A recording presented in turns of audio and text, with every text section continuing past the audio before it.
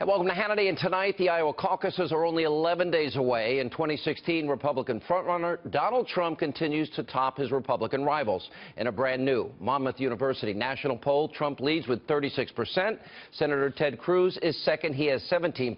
Senator Marco Rubio in third with 11%. Also, a new CNN ORC poll released today out of Iowa now has Trump on top with 37%. Cruz has 26%. And out of New Hampshire, a brand new CNN WMUR poll has Trump leading with 34%. Cruz is in second with 14%. Here with reaction of course, the author of the book, Crippled America, How to Make America Great Again, which is his mantra, 2016, Republican presidential candidate Donald Trump. Well, there were two polls in Iowa today. The Emerson College poll had you by 10. The CNN poll had you by 11. Why all of a sudden now the big surge? It had been tightening up a little bit. Well, I think they were right from the beginning. I'm not sure if it was a surge. You know, CNN had us at 33-20 about 2 weeks ago, but nobody wanted to report that poll because it was too much of a lead, so they reported other polls that were closer. The Des Moines paper that I'm not a big fan of, Des Moines Register, and they reported that poll, which I disagree with. But, you know, look, I mean, we've really done well. I've spent a lot of time in Iowa. I love the people of Iowa. We're doing great with the evangelicals, Sean. We're doing great with the Tea Party, and I think we're going to do really well in Iowa. We look forward to it. Well, you have gotten some criticism from some conservatives about the back and forth between you and Ted Cruz, and I want to ask you about it. Mark Levin is mad at the tone. Rush Limbaugh said, you know, that this is national and populism, not necessarily conservatism.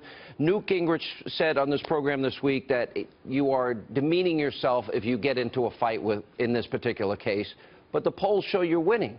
So do you go with the polls, that it works when you go back and forth, or do you say, yeah, maybe my relationship with Ted Cruz can be repaired? Well, I have to go with my own thinking. Don't forget, Ted attacked me, and then I attacked him. But he started, and he attacked me pretty viciously. And, you know, first he was laying back, as we all know. It was, you know, everybody, they said, in the wake. And, frankly, he attacked me, Sean. So, and I have a lot of respect for Mark Levin. I have a tremendous respect for Rush. Rush has been great for me. Rush has been so amazing. And Mark's been pretty good. I mean, Mark likes Ted, and I think he likes me. You know, I have to go with my own thinking. And I talked about the fact that, frankly, I think I'm doing the party a favor, and I think I'm doing actually Ted a favor. The fact that he was born in Canada, he was a citizen of Canada until just 15 months ago, and he's got a problem. We have constitutional lawyers that are coming out saying he can't even run.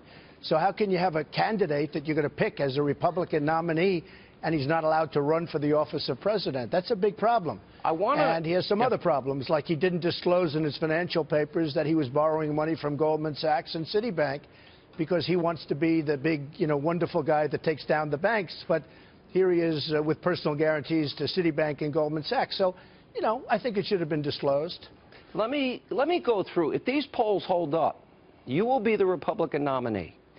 I know a lot of your agenda, but I want to go over it with 11 days to Iowa, maybe closing argument sort of thing. I know you have said that you would rescind on day one Obama's executive orders. You would build the wall expeditiously. You've been very firm about that.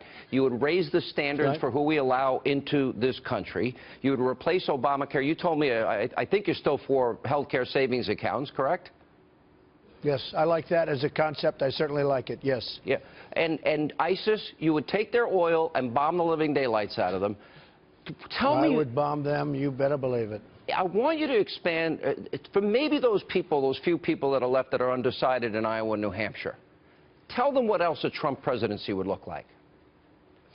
Well, we're going to be strong on the military. We're going to build our military. You know, our military is a mess right now. We've just let it go. There hasn't been proper investment, and our military is going down. I'm in the real estate business. All the time I'm getting listings, Army bases, naval bases. I mean, they're selling everything. I just say, how many bases do they have? Anybody in the real estate industry can tell you, because I'm getting constantly, I get listings for these military bases, and I say, how many are we going to close? We have to create a tremendously strong military. Hopefully never have to use it, but it's got to be so strong that nobody's going to mess with us, Sean, because we're at a very perilous time. I want to take care of our vets, big league, take care of the vets. We're going to strengthen the border. We're going to build the wall. I tell you, Mexico is going to pay for the wall. It's going to be very simple. They're making a fortune. I'm going to also, you know, Carl Icahn, who's a great businessman, endorsed me. Many other businessmen have endorsed me and want to endorse me, the greatest. Unfortunately, a lot of people haven't heard of them, but these are the greatest businessmen in the world, and women. And we're going to have great people negotiating our trade agreements. We're not going to lose $500 billion a year with China like last year. $500 billion in trade deficits with China. It's not going to happen anymore. Japan, Mexico is killing us at the border, but they're also killing us in trade. Ford is building a big plant there, a $2.5 billion plant. Nabisco is leaving Chicago with a big plant, and they're building a plant in Mexico. Why? So we're going to stop all of that. We're going to have people build plants, but they're going to be built in this country. And they're going to want to build them. It's not going to be, we're not going to force them. We're going to build them because we're lowering the taxes. You know, we're the highest taxed nation in the world. When my tax plan, which is very good, which your friend Larry Kudlow, who I respect a lot, loves my plan, when this plan goes into effect, a lot of good things are going to happen. I like the repatriation. And we're going to also stop corporate inversion. Yeah, well, I agree with that. We're going to stop corporate inversion. Let me ask you this. We have companies that are leaving hey, Sean, we have companies that are leaving the United States and moving to Ireland and Europe and Asia. I mean, they're leaving. Pfizer is moving to Ireland. We have major, wonderful companies. Tax benefits. That, frankly, because the taxes are so high and because they can't bring their money back into our country, which is ridiculous, even the Democrats, you know, it's amazing. Democrats and Republicans agree the money should be allowed to come back in. Who wouldn't agree? They can't get along. They can't make a deal. A big part of your campaign is about how America has made stupid deals, and as the president, you would negotiate better deals. You'd blow up the entire Iran deal, which needs to be blown up. You would negotiate better deals with China, better deals with Japan, better deals with Mexico. Here's my question. If you look at the American electorate right now, and I count myself among them, and I'm a registered conservative, I'm angry at Washington, even Republicans, because they have contributed to the debt. They're the ones that allowed Obama's executive amnesty. They wouldn't use the power of the purse. In terms of negotiating with a Congress that has shown itself to have zero to little discipline, how will you hold the line when they want to raise the deficit and the debt? How do you negotiate with those, you know, lifelong politicians if you become the president? Sean, I guess you know, and people that are in business know, I've been dealing with politicians all my life. I mean, it's fine to deal with politicians. There's nothing wrong with it. You deal with them. You have to cajole and you have to get them in a room. A little like Ronald Reagan and Tip O'Neill. You know, they were very opposites in a lot of ways, but they got along and they made deals and the country did well and everybody was happy. They're not doing executive orders like Obama does because not even the Democrats will do what he wants to do.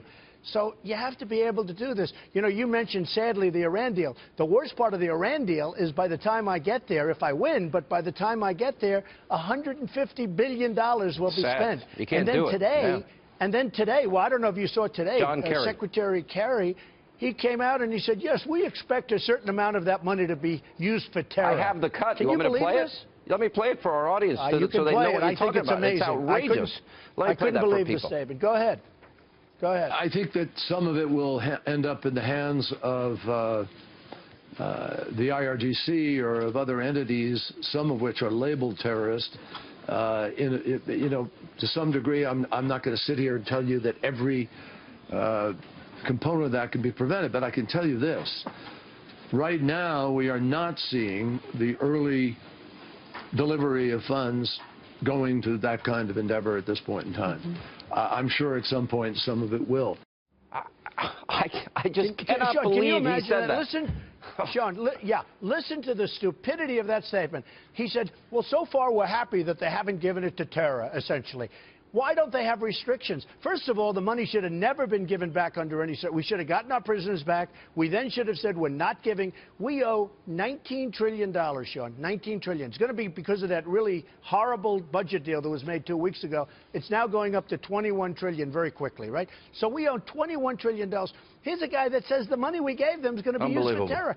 If that's the case, first of all, why do they give them the money? But second of all, Sean, why didn't they have clauses that it can't go to terror? It is insane. It's incredible. If Congress I can't comes believe to you he's and even you're an the intelligent man. And they hand you a budget, and it's going to blow the deficit through the roof, you're going to hold the line, correct? I'm going to hold the line. You know, I heard the other day that they want to make the budget, balance the budget within 25 years. I said, 25 years? Why 25 years? We can do. Look, we're getting rid of Common Core, even though some people like Jeb Bush, who doesn't have a clue. Some people like Common Core. Jeb Bush likes Common Core. Some people like him are weak on immigration. I mean, they're very weak. You know, remember he said they come in as an act of love. We need people that know what they're doing. We spend a fortune on education. We're number 28 in the world, and we're number 1 in spending. We're getting rid of Common Core. There's so many things that we can cut. All right, stay right there. And we can balance the budget very quickly. But do you think in 5 years? I think over a 5-year period, and I don't know, maybe I could even surprise you. All right. But I mean make the country better. I'm not saying skimp. I'm saying making the country better. I want the country to, I know most Americans are with you wanting the country to be better and stronger.